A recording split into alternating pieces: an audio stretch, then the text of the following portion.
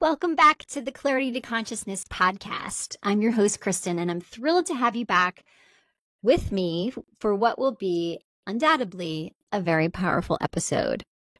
I recently came across a statistic featured in Psychiatric Times, which speaks to the seriousness of mental health rates for first responders.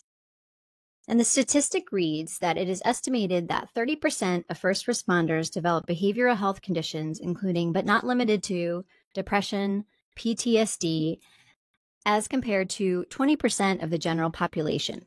In a study about suicidality, and hopefully I said that word right, firefighters are reported to have a higher attempt in ideation rates than the general population. In law enforcement, the estimates suggest that between 125 and 300 police officers commit suicide every year. My guest today is someone I had the privilege to see speak as a panelist in an incredibly moving presentation on the South by Southwest stage earlier this year. She's the reason I'm aware of the seriousness of this issue for first responders. And as a fellow mother, I instantly felt bonded to her. Angela Graham was a firefighter, engineer, hazmat specialist for 17 years, and a former Division I professional softball player. She was also a single mom for the first 5 years of her son's life. After years of battling anxiety and depression, trying every available modality, she finally found entheogenics, also known as hallucinogens or psychedelics, through her now husband, a fire captain and dog handler. Through the canine handler world, Angela's husband was able to network with veterans who have been using entheogenics for years to help with traumatic brain injuries and PTSD. After experiencing the healing power firsthand, Angela and her husband decided that these medicines were profound in their ability to help heal the mind. Together, they started the Siren Project to make these medicines available to all first responders. Angela, you are a hero in more ways than one, and thank you so much for being here today. Thank you for having me. Thank you for all that. I'm very excited to have any platform I can to get the message out there. So thank you for providing this. Yes. And most recently, I learned that May is Mental Health Awareness Month. Did you know that? I did know that. I think they doubled down on it. It's Mental Health Awareness for May. And I think September is Suicide Prevention Month. Wow. Okay. Yeah. Well, I was like, how coincidental that this topic has come up for what today is the first day of May as we're recording it. So I'm just so honored to have you here. To start the podcast, I'm wondering if you could tell us a little bit about yourself. How did you get to where you are today? Well, a lot of that was in the bio. We covered a lot of that. But I think what's important, what I'd like to express is I've really never done drugs in my life. I think I've tried marijuana twice, didn't like it, not my thing. So I feel like this taboo world of plant medicines and entheogenics is kind of like a revival of the 60s with the hippies, and you got the more conservative, no, I'm not into that, versus the, oh, you're just the kind of druggies people. And I think it's important to note that there's a lot of our participants who've never done drugs in their life. And so it's not like a new high. It's not an excuse to go out and get high and use drugs. And I really don't like to use that word drugs because they're not drugs, they're medicines. So having never really done drugs in my life, I think that speaks to the profoundness of these medicines, in the sense that I'm not out looking for another high. I was actually trying to get help. So yeah, really the whole bio says everything about me. So not much more to add than that. Mm-hmm. I like long walks on the beach. Well, thank you for sharing a little bit about that background. I've learned a lot from you hearing you speak on the South by Southwest stage. Perhaps you can share a little bit about how did the work as a first responder affect your relationships as a wife and a mother? Can you give us a little peek into what that world is what it looks like? Right. So, like many first responders, I am divorced and remarried. My current husband is my second husband. It takes a toll on relationships for many reasons. One, you're sleep deprived, so you're grouchier. You tend to be shorter with the ones you love that are around all the time. Um, you're under stress, so you get to be shorter with people. You start to alienate the people you love because you just don't want to deal with it. So you work more overtime, so you're spending less time. So it becomes like a cyclical effect, and it affects all your relationships. And when you have symptoms of post-traumatic stress, we are now trying to call it injury. So instead of PTSD, PTSI, you may have angry or outbursts. You may turn to alcohol. You create all these other habits that are unhealthy for you and create a toxic environment for the people around you. And when we talk about mental health, I think it's important to remember that there's very few people on this planet that have amazing coping mechanisms. Um, you develop whatever coping mechanisms that got you through as a kid, and you keep using them into adulthood, whether they were healthy or not. So um, I don't think, I think the misconception is that someone who goes into the fire service and then develops anxiety, depression, or symptoms of PTSD is that the job caused it.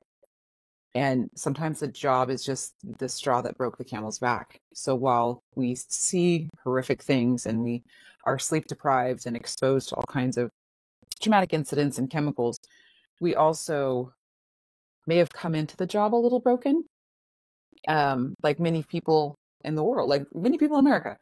But maybe not everyone is pushed as far. And it takes a job like this to kind of push you over the edge. So someone who's a firefighter or a police officer that says, hey, I need help. It may not have just been the job. And I really hate when I hear some of the older guys when I was new say things like, well, maybe you're just not cut out for the job. Maybe this isn't for you because, you're not tough enough or something.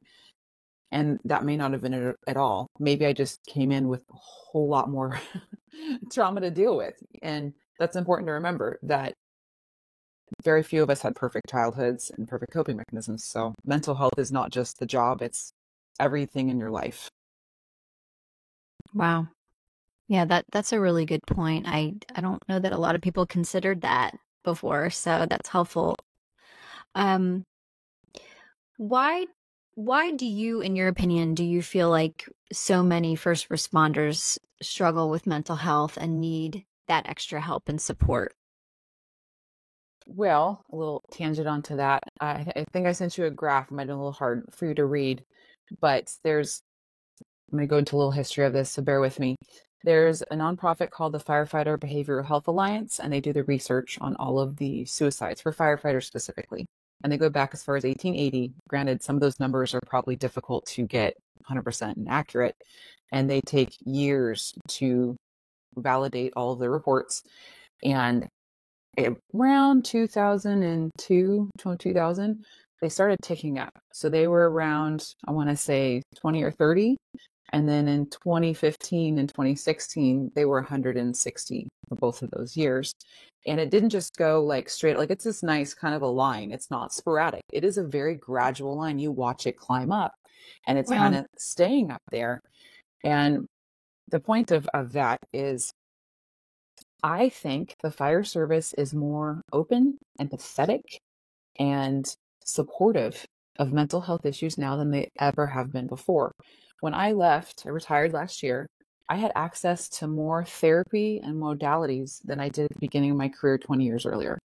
So why is it that the suicide rate is going up so much? And I know my department's not unique. I know the departments in our whole area are just much better about reaching out and offering help and not shaming people for asking for help. So why are the suicides going up? And then that leads to why do I think first responders need help and support? And that's because it's a very time consuming job. You're there 24, 48, 96 hours. If you're deployed, you're gone for 2 weeks. That's hard on a person, especially if you have a family. It's hard on the family dynamics when you're gone. And I think the sleep deprivation on top of the traumatic calls and on top of the force backs. I know for a while there during COVID, I remember specifically, I couldn't have a life. I couldn't have dental appointments because I might be getting forced back. You can't make an appointment that requires 2 days cancellation because I may get off work that morning and not get to go home because entire shifts at stations were on quarantine. So it becomes extremely, just the dynamics for the logistics of the job created a ton of stress for me personally as a single mom trying to deal with childcare, and I'm supposed to get off work and they're forcing me back in, and my Oh my mom's God. working. Like, what am I going to do? I have no one to watch my son. Wow. So luckily I had some great coworkers that would step up and they would take the force back for me, but not everyone has that. And that adds to the stress of the job on top of the fact that you're dealing with, pediatric codes and horrible traumatic scenes and being in danger, on freeway calls and all that. So I think we're getting a lot of help and support, yet the suicides are increasing. So there's something else missing. My theory is that historically firefighters lived closer to the station. They were more involved with the union. They did things on their off days with their crew. They told the off-color jokes. They had all the stuff that HR hates. And I think that nowadays firefighters are maybe a little afraid to open up and get to know each other because they don't want to say the off-color comment that offends somebody. And so we're on our cell phones. We're doing social media. So I don't think we're connecting. I honestly think first responders are getting the help and support as far as therapy and modalities. They're just not connecting with each other for multiple reasons. Wow. Is there a stigma to getting support in that type of environment, or even speaking up about any mental health concerns? Very much so, as opposed to the general population. I think even in the general population, there's still a little stigma for someone who says, I need help. I think it's worse in the first responder community for sure. However, it's significantly better when I left a year ago than when I started. I mean, when I started, there was guys on that had 35 years on. So that's 50 years. They started 50 years ago. Wow. So yeah, they came from a different time. They had a different mentality. It would not have been okay to say, I'm not okay 20 years ago. But I think it's much more accepted now. And it varies from department to department. I think my department is pretty progressive, and there's several out there, older departments, maybe LA County, maybe LA City, I don't know, not to name anybody out, but older departments have been around a while might have a different mentality, especially because they have more people. So that plays a big part in it. Yeah. Do you have any stories from your experiences that you can share just to give people a sense of, the gravity of what you're dealing with as a first responder? I can. I have several. We kind of joke about this, that's a common question. People say, what's the, most exciting call you've been on?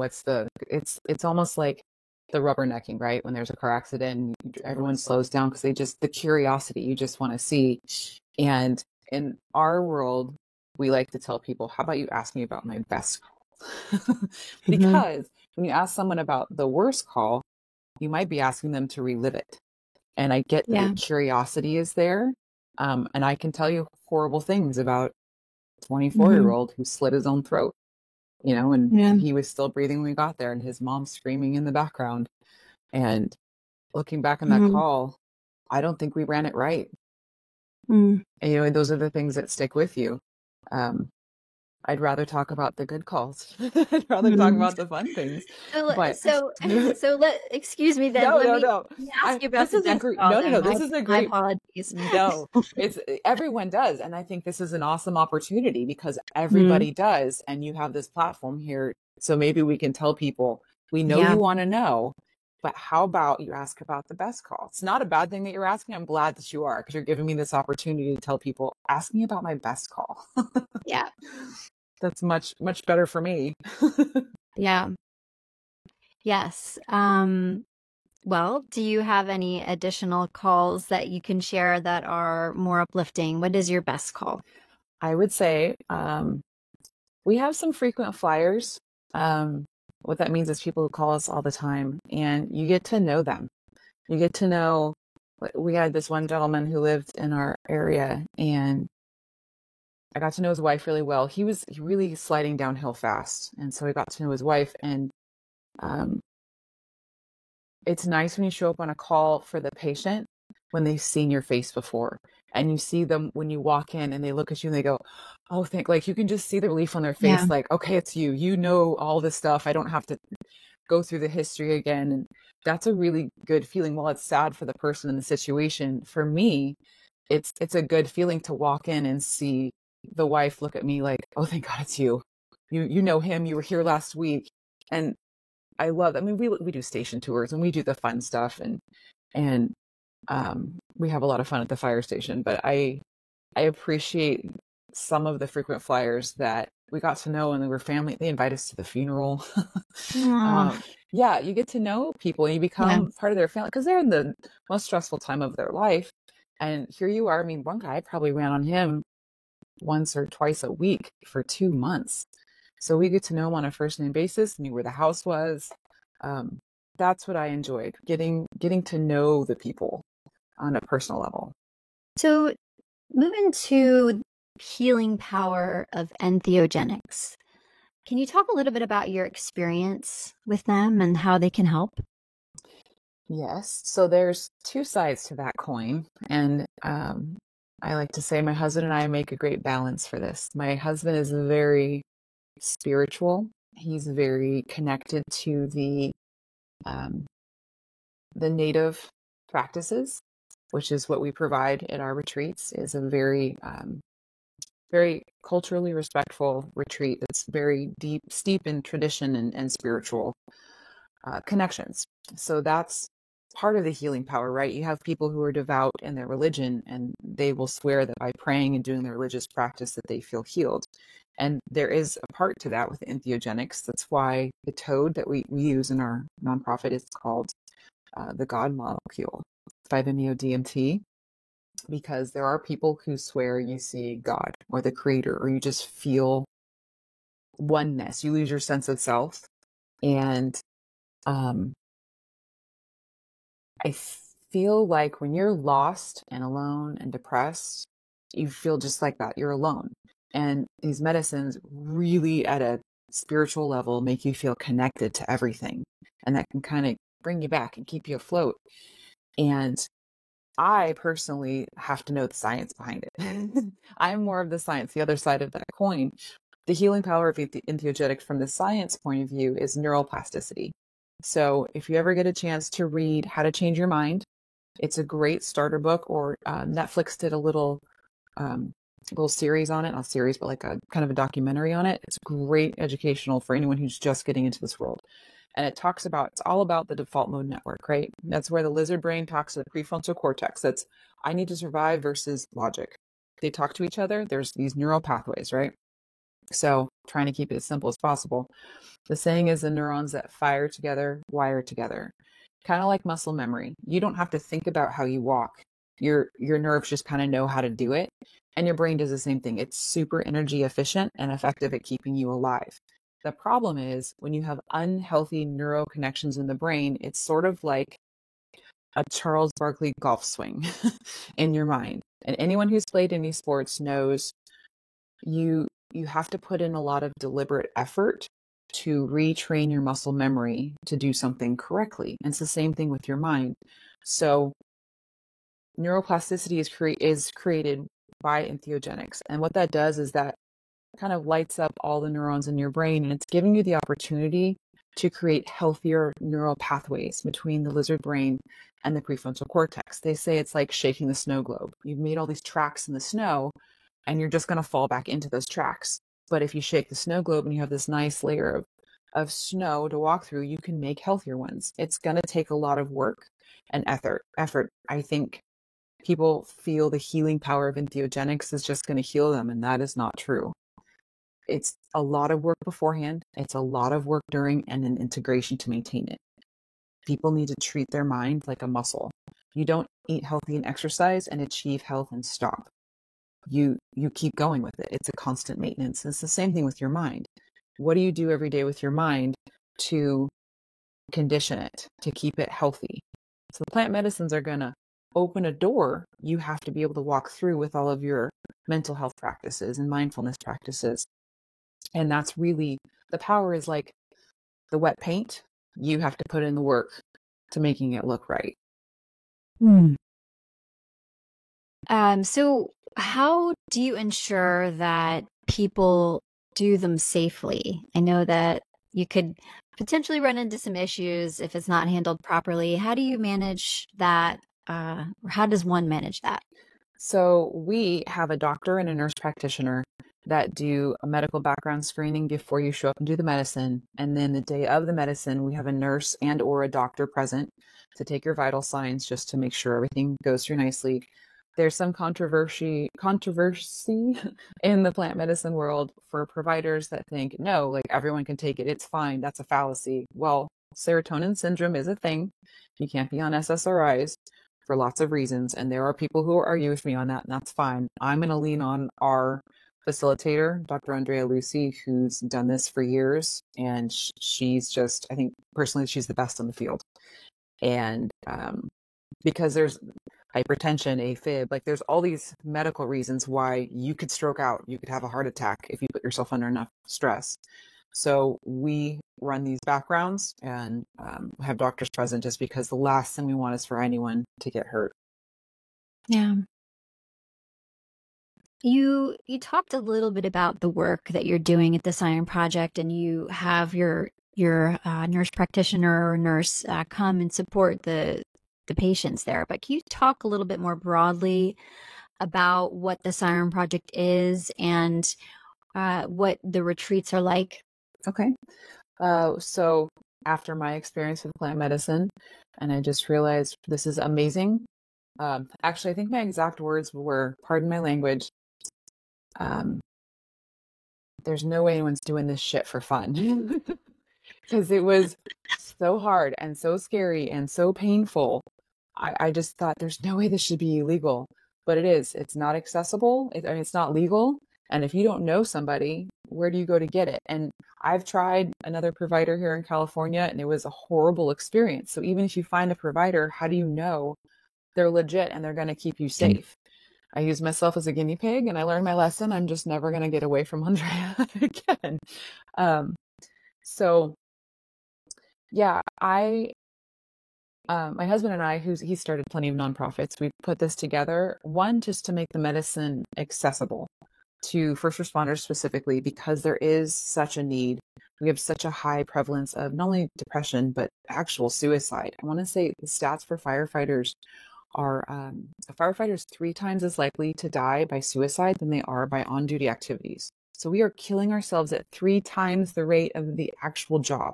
Now that doesn't include cancer, because that's going to raise the number more, but actually on the job, falling off a ladder, getting hit by a car. And that just kills me to think that we're killing ourselves faster than the job. So clearly there's a need for it. And this is despite more therapy, more supportive networking, and more modalities than we've ever had access to before. And yet the stats are 4 times what they were 20 years ago. So clearly what's available isn't working. So we need something new. So we are doing our best to make a path, not only for first responders, but the more people we can get through the medicine and the more people we can make aware, hopefully we can push through some new laws with this SB 1012 and make it accessible for everyone. That's our ultimate goal. Our ultimate goal is to not exist, for this to be not only legal and accessible and affordable, but covered by workman's comp would be phenomenal, especially if they find out it might save them a lot of money in other aspects of medications and therapy. So in our retreats, back to that, we have been developing and growing over the last 2 years since we started. And we now provide the pre-care, so preparation, which includes several one-on-one sessions with a coach, plus several group sessions. So you know who you're going to be doing the medicine with. While you're at the retreat, it's 4 days really, of meditation and breath work and introspective thinking and talking as a group and just kind of getting yourself prepared for the medicine and then summarizing afterwards what you experienced under the medicine for all of it. So it's not just the medicine, it's all of the mindfulness practices that you're going to need to get you through the difficult times and to help you integrate afterwards. And then after people go home, we have integration meetings. So they have one-on-one and then they have group meetings. And then we graduate them into our alumni group. So we have a whole group on an app called Signal where everyone can connect with other first responders that have already been through. And it's a nice little community where they can vent and they can talk and they can reach out for support among their peers. Because I don't want anyone to get under the misconception that I'm leading. I'm not leading a charge. I'm simply trying to share.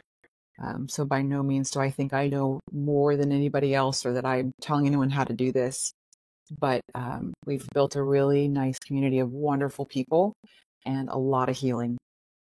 Yeah.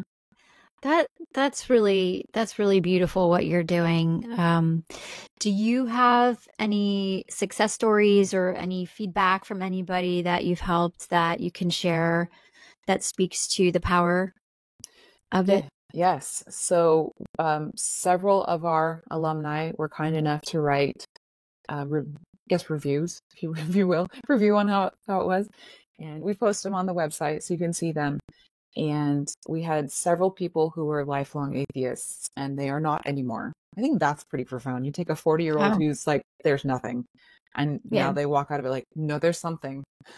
There's something that created us all and we're all connected. We had one guy who said he was pretty much going to commit suicide. He was going to die by suicide if this didn't work. So he was that far gone and luckily he's still with us. I think that's pretty significant. I mean, really, if we save one, that's awesome. Yeah. And, we have one guy who was divorced and now he's reconciling with his ex-wife. They're getting back together and they're doing great. Hopefully they still are as of, a month ago. When I last checked in with them. So saving marriages, saving lives, believing in gods. Yeah. Oh my God. Well, yeah. Those are all pretty wonderful things. That's amazing. Yeah. As someone who admittedly hasn't ever tried plant medicine or has experienced entheogenics, and Good by job. the way, thanks. Are we talking about like mushrooms? Is that specifically, or could it be other things too? So entheogenics includes all of them. Anything that's natural, synthetic, animal, or plant-based. That's why it's a nice word. It's kind of a newer term that's been coined. I can't break down the Latin of how they came about it, but it was explained to me one time. So in our retreats, we use psilocybin day 1 as a group. And then day 2, we do the toad, also known as 5-MeO-DMT or BUFA. They're all the same. And that's done one-on-one. That can last anywhere from 20 minutes to, depending on how many sessions you do, maybe an hour and a half. Whereas psilocybin can go from 4 to 6 hours. I think this last retreat, they might have had one that stayed in for like 7. That's not normal. So it's a much longer process and you have to fast before and we do the whole ceremony and the ritual and, yeah. Okay. And while you're having the experience, what does it feel like? And are you guys all together? Is everybody kind of separated in a room? What does it look like? So I think we might have a picture online that just shows feet so that we don't show anybody that's in it, but it's done outside under like a little outdoor pergola thing. You're in a group and everyone has their little beds and they're kind of, you've got 2 feet or so between you and the next person. We also have the nurse, the doctor, the medicine man, the person playing live music, and Andrea, the facilitator, and 3 other people to move energy and to create safety. So we almost have a 1-to-1 ratio of helpers to people who are taking under the medicine in case they need help going to the bathroom or they're really having a hard time getting through it and they need someone to help them stay grounded. And I bring that up because when you talk about what's the experience like, it's different for everybody. You may have some people who their great great grandmother comes and talks to them and gives them amazing wisdom and they have peace of mind. And then we have other people who, poor things, gave painful birth to themselves twice, and it was horrific and terrible, and they had a lot of trauma to work out. And then there's someone like me who went in with expectations of, yay, I'm finally going to do drugs. I've never done drugs in my life. This is going to be fun. And I'm going to see my grandma and I'm going to have all these visions. And it gave me nothing. I had kaleidoscope, like kind of brighter colors, kind of kaleidoscopy looking. When I closed my eyes, I could kind of, see some geometric shapes and colors, but there wasn't anything super profound. And what Andrea told me that means is, well, you got to let go. And that's the thing about any of these medicines is you have to learn to just let go. Don't tell it what you want. Don't try to control it. Just let go and let it take you where it wants to go. I have issues with that. And so the medicine said, fine, we're not going to show you anything. And it just sat there and I didn't have anything special. And that's the best way I can describe it, is it just kind of sat back and said, we're going to teach you, you need to let go. And I didn't learn that lesson in time. And I went into the Toad the next day, again, thinking, cool, I'm going to finally get to do drugs and feel awesome because I've heard how wonderful the Toad is. And it's amazing. And I can honestly tell you, I think I know what it feels like to suffocate and drown. Whoa, why? Exactly. Why? So I was fighting it. And I remember as it hit me, I remember them laying me back and I just kept saying, accept, accept, accept. I was trying so hard to just let go because you'll hear lots of little buzzwords. The only way out is through. You have to just let go and submit. Imagine stubbing your toe, and when you have that delay between stubbing your toe and it hurting like hell, in that moment, you have to let go and let it in. Don't tense up. Let go and let it in. And that's kind of what the Toad was like. And I did not figure that out till like the 5th round. It was so hard. And I remember I just kept arching like I was trying to break my own neck. And oh my gosh. I remember thinking, I can't breathe. I'm suffocating. So then I started to panic, like, well, of course, you just smoked toad venom. What were you thinking is going to happen? What did you think was going to happen? So then I'm panicking rather than just letting go and accepting it. Like, okay, if this is it, then this is it. I'm just going to let go. And keep in mind, no one has died on the Toad. To our knowledge, to present day history, no one's died on the Toad. But that's not what you feel like when you're under it. And it was so scary. It was so hard. And it made me let go. I remember before the 3rd and 4th round, because you can ask for more if you thought you needed it. I remember I was in tears because it was so hard and so scary and so painful. But I thought, fuck this. I've made it this far. I don't want to do this shit again. Let's just get through it. Pardon my mouth. That's what I was thinking. I don't want to do this ever again. I need to get out of it, whatever I need to get out of it and be done, because I can't do this all over again. Yeah. And I did. I went 5 rounds. It was like 2.5 hours. It's a very long time.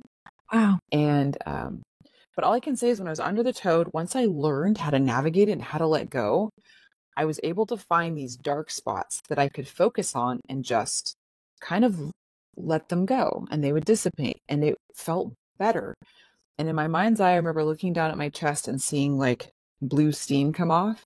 And Andrea said, no, there was actually steam coming off of your chest while I was under the Toad. She goes, that's what they call it, getting it off your chest. Like energetically, it's a way of like stuff coming out of you, right? Coming off of you, or a form of purging, if you will, I think. So wow. I didn't know that I had eye folds on, but I looked down with my blinds on and I was like, blue steam, cool. She's like, no, there was actually steam coming off of your chest. Oh my God, that's crazy. And you gave me chills saying that, because there must have been something there that really resonated with me hearing you talk about that. That's really incredible. Wow. So are you saying now that you've done it and you went through the process, you haven't gone back and done it again or tried it any more times? I do microdosing during the day, and it really does help me find my words. When I'm really stressed or tired, I struggle with my vocabulary to find the right word. I have gone back and done the Toad with a different provider and a different administration method, because I don't know how to say that better. And it was easier, but I also may not have worked the way it's supposed to. I don't like getting hit by a train. I kind of like to ease into it, but maybe the getting hit by the train is what I need because that's what makes you learn to let go. So it's up in the air. Some people go back multiple times for tune-ups or to learn more. And I get, especially if you're a provider, maybe you go back multiple times because you want to learn more and the medicine can teach you. Or you just want to see all the different types of experiences so you can help other people through it. I'm not a provider. I believe Maria Sabina, the person who brought the psilocybin mushrooms to at least white people, was that the medicine is in you. You are the medicine. And so if I've already taken it and it's already in me, I should be able to help myself. I shouldn't need to hit the easy button and go back and just take more medicine to fix me. I should be able to go back to my journaling and my breath work and my mindfulness practices and bring myself back when I'm starting to get back into those old ruts that are unhealthy. I should be able to use those tools, and I can. And the longer I let myself go, the worse I get, the harder it is to get back. But I do firmly believe that it's in you. I shouldn't have to go back. That's me. My husband's the other mindset of, nope, I want to go back and I want to learn more. And it's amazing to connect and feel this feel. And it is a great feeling when you're there. I've been there as a helper, not taking the medicine, and just being there with the energy and the people and connecting is a wonderful feeling. Oh, wow. That does sound really special. I mean, I would say, like, if it was something that I would ever experience, it would definitely be something that I'd want to experience in that environment. Does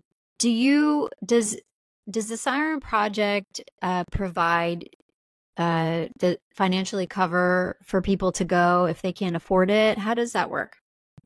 So we are a full-on 501c3 nonprofit, and we provide everything. We rent a house, the food's provided, there's a chef, there's a maid, we pay for the doctors and the medicine, we pay for everything. So the only cost to the person is their plane ticket and the first night's hotel. So you fly in, you stay in a hotel, and then the next day there's a van that picks everyone up from the hotel and drives them to the rental house. And the reason we have people do that is, one, I can't imagine trying to schedule flights for other people. You're on your own for that. And I think people need to have some skin in the game. If you don't have any of your own money invested, you're more likely to back out. And if you back out on us, we're out a couple $1,000s or so for each person. And that's not fair to us or the people who are donating to us to help people. Mm-hmm. So yes, we do ask that they provide for their own travel and that first night's hotel, but we cover everything else. Okay. Wow. That's amazing. So, in thinking about, first responders, and I have a special place in my heart for them, having family members who are first responders, and just general appreciation for people who see you and help you through your worst day. I want to put a call out there for anybody who feels called to donate to this cause, because I think it's a very special one. So can you share with us how people can donate to support the Siren Project? Absolutely. As a nonprofit, we run exclusively on donations. And just to give someone an idea, each participant costs us about $2,000, which is a lot of money. However, most of the facilities here in America are going to charge $6,000 to $10,000 per person. So we are doing our best to be good stewards of the money people give us. We know everything's expensive nowadays, so we appreciate every little bit people are going to give us, and we're going to make it go as far as we can. It's the other reason we hold it in Mexico, as well as being culturally respectful to the medicine. So we keep the costs down. But if you go to our website, we have links there for donations, and every little bit, $20 here and there, we absolutely appreciate it. Amazing. Well, we'll be sure to link your website so we can all see where to donate when this airs. Well, this has been such an amazing interview. I just have a couple last questions that I ask all my guests.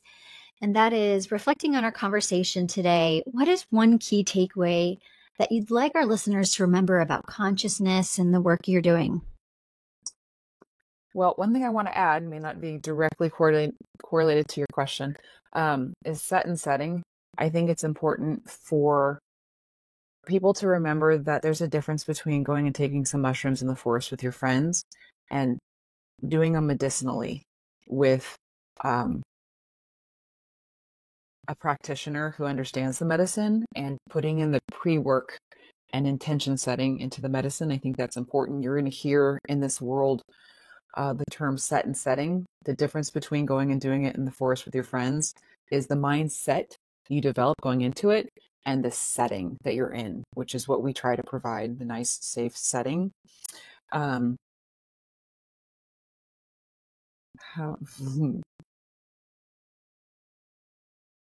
think, well, we have Instagram and we have Facebook to stay connected. We like to post things. We don't post a lot about stuff we do or about our retreats and pictures of people. We decided if you're going to scan through Instagram and Facebook and see all this horrible media, we're going to be a little blip of positivity.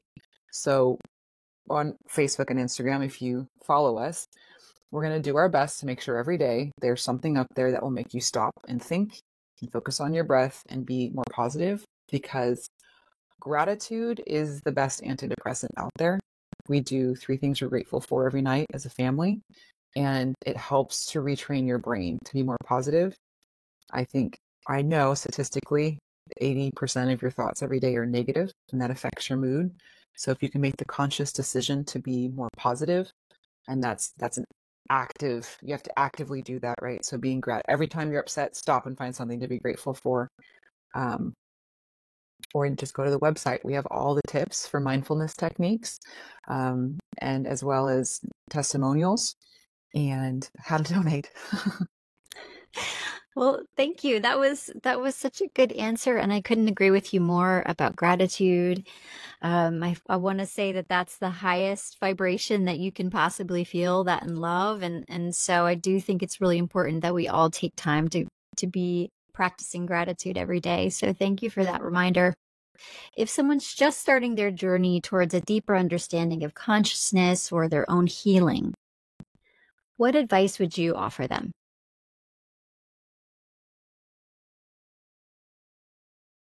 Try meditation. I know people are afraid of it, and it's a whole granola Birkenstocks thing. But if you're just, that's how I like most of the people, like, I've never done meditation in my life, I'm doing it wrong. I think we spend so much of our day focused on the tasks we have to do. What's the next thing? Get ready, go to work, throughout the day, I would say if you're just getting started, take 30 seconds every hour, 30 seconds, and stop and just focus on your breathing and how the air feels going in and out of your body. That is meditation, y'all. Just focusing on your skin inward. And when you take that moment to focus on your breathing, you're going to slow your heart rate down, you're going to reduce your tension, and you're going to become more aware of your body and the tension you hold. Because how often have you ever sat there and realized your ears are in your shoulders, and they've probably been that way for 30 minutes because you were totally unaware of the tension you're holding in your body. Meditation and breath work makes you more aware of the tension you're holding and how you're breathing. And that helps you recognize when you're starting to spiral into a nervous breakdown or depression. You need to catch it at a 2 instead of a 6. Because you hear that, oh, you go from 0 to 100.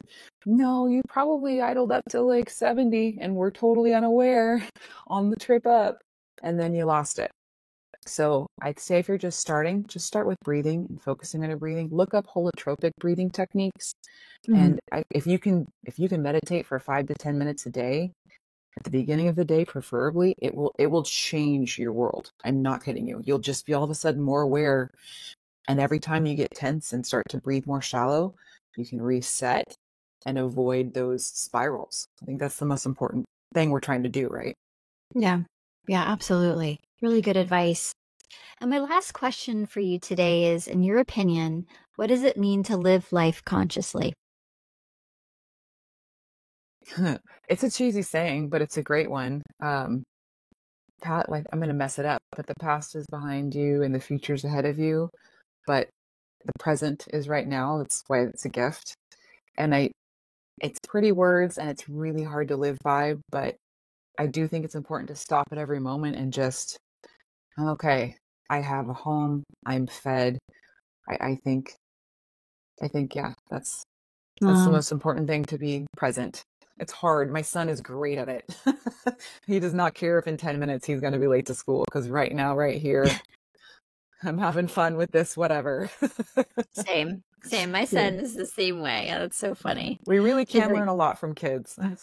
Yeah, absolutely. Yeah, the one thing I wanted to mention earlier that came up was when you're talking about healing.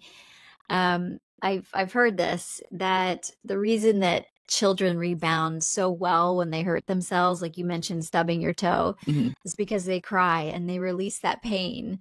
And as adults, we've stopped doing that, and we just hold it all in, and the pain lingers. So I just the stubbing the toe analogy really reminded me of that. And I thought it was a very interesting note. Journaling is another way to let it out. It's great at night before bed. Get it all out in the journal, and it's kind of the same way. It's an outlet. An outlet. Yeah, journaling is so great. Well, thank you so much for such a beautiful interview. Thank you for sharing all your personal anecdotes and stories and more about the Siren Project. Can you just share one more thing, and that's, how do people get a hold of you if they want to reach out? How do people follow you if they want to see those inspirational messages you have? So if you just go to the website, it's thesirenproject.org. And through there, you can find links for our Instagram and Facebook page. You can also find our contact information for emails if you have questions about anything, or if you want to learn more about the retreats, and if you're eligible, just go to our website. It has everything there. All right. Amazing. Thank you so much, Angela. Thanks for having me. Appreciate you. Absolutely. Bye-bye.